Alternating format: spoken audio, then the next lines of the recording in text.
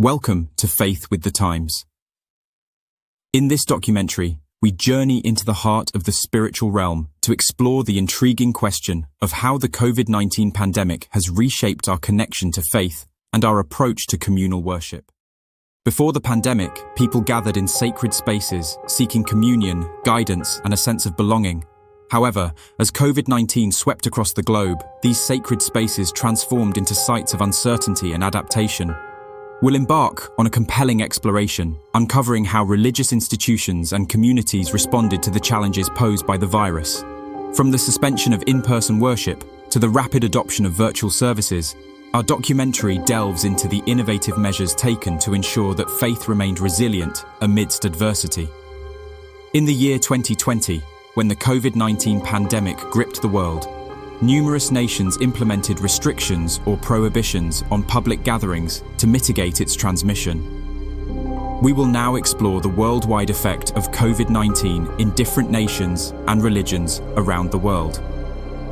Pew Research Center in 2022 reveals that in 2020, approximately 23% of countries witnessed government authorities resorting to the use of force to enforce COVID-19 related restrictions or constraints on religious assemblies, as they blamed religious groups for the spread of the coronavirus. In Azerbaijan, law enforcement apprehended Shiite worshippers who had assembled in various cities to observe Ashura, an Islamic holiday, contravening the prohibition on gatherings. Also, the study reported that in India, over 900 individuals affiliated with the Islamic organization Tablighi Jamaat were subjected to quarantine measures following their participation in a conference held in New Delhi, which was allegedly associated with the early instances of coronavirus transmission. In Comoros, Gabon, and Nepal, law enforcement resorted to the use of tear gas to disperse religious congregations that were in breach of COVID-19 lockdown regulations.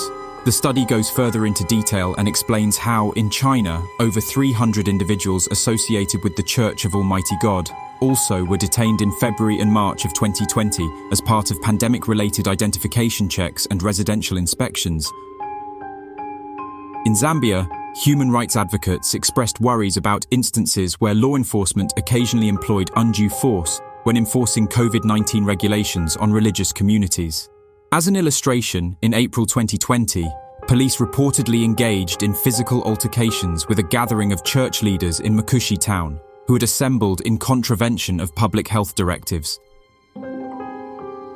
In Israel, law enforcement authorities focused their attention on Jewish communities identified as hotspots for outbreaks, mobilizing security personnel in ultra-Orthodox areas, dispersing gatherings at synagogues, and deploying helicopters for low-altitude surveillance over crowds. Furthermore, the central hub of the Shincheonji Church of Jesus in South Korea also underwent a raid, primarily attributed to its contravention of restrictions on public gatherings, and the church leaders declined to furnish health authorities with membership records for contact tracing purposes. In an extreme case, 2 individuals of the Christian faith lost their lives following physical assault while in police custody due to their violation of COVID-19 curfew measures in the state of Tamil Nadu in India. From these global examples, it is widely acknowledged that the COVID-19 pandemic had a profound impact on religious practices. As a result, religious practices made significant adaptations, such as the adoption of online worship communities. Research conducted by scholars from Durham University indicates that a quarter of the UK's religious population embraced various forms of online religious activities during the COVID-19 pandemic. With the initiation of restrictions on public worship gatherings in 2020 due to the pandemic, the Church of England experienced a surge in its national online services, accumulating more than 3.7 million views. Additionally, there was a substantial uptick in the usage of the Church of England's prayer app, with over 8 million accesses, representing an impressive 50% increase compared to the previous year. Recognizing the need to cater to individuals without internet access, a toll-free telephone service was introduced in April 2020. Since its launch, this helpline has received over 400,000 calls and has delivered a combined total of 5 million minutes of service, all in response to the COVID-19 restrictions in place. Religious institutions, in their efforts to adapt to the COVID-19 restrictions, widely embraced technology. Many established religious Facebook groups, which provided a platform for people to share videos, engage in conversations, post announcements, and offer support messages. To facilitate this transition, religious leaders invested in professional cameras to pre-record their sermons, and Facebook Live became a popular tool for leading weekly worship gatherings.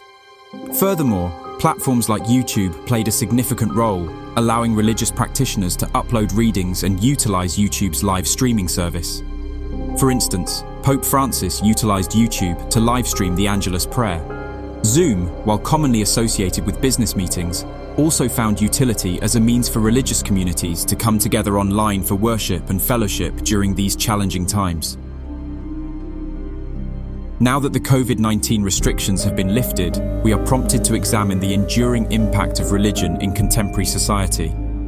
In this segment, we delve into whether the pandemic has left an indelible mark on the religious practices of Christianity and whether people continue to rely on online religious activities as their preferred mode of worship. A study from the Diocese of Oxford in March 2023 showed that in 2019, before the pandemic, in-person church attendance stood at 89%. However, by 2022, after the pandemic restrictions were lifted, this figure declined to 78%. A noteworthy 11% of members opted to persist with the online worship methods adopted during the pandemic. While adult attendance levels rebounded to 79%, child attendance saw a somewhat slower recovery, reaching only 71%.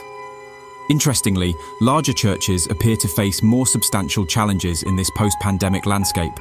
Those with an average weekly attendance exceeding 100 members in 2019 managed to recover only 76% of their attendance figures by 2022. Furthermore, there has been an observable shift in the frequency of church services. The proportion of churches not offering a service every Sunday increased from 19% of all services in 2019 to 26% as of October 2022. These changes highlight the complex and evolving nature of religious practices in the aftermath of the COVID-19 pandemic. The pandemic prompted discussions within some religious communities about the future of church attendance. Some believe that virtual services will continue to play a significant role even after the pandemic, offering new opportunities for outreach and ministry. The pandemic also led to spiritual reflection for many individuals. Some people deepened their faith and engagement with their religious communities, while others reassessed their religious beliefs and practices.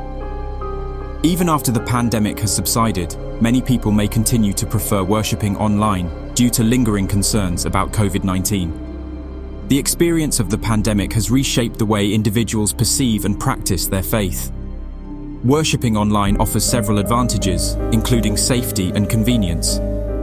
People who may still fear the virus or have underlying health conditions that make them more susceptible may find comfort in the idea of attending religious services from the safety of their homes.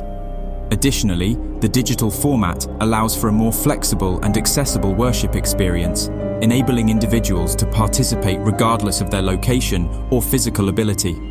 The convenience of online worship, coupled with the sense of community that virtual congregations can provide, may make it a lasting preference for those who value both their faith and their health.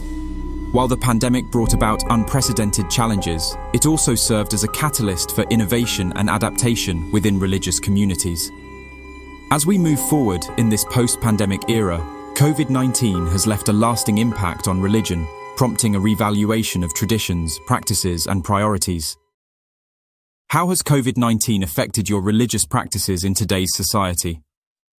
I would love to hear your stories in the comments below. As we come to the end of this video, I want to express my gratitude for joining me on this journey. If you enjoyed this video, don't forget to give it a thumbs up and subscribe to our channel for more engaging content like this. Your support means the world to us, and it helps us continue to create informative and entertaining videos for you.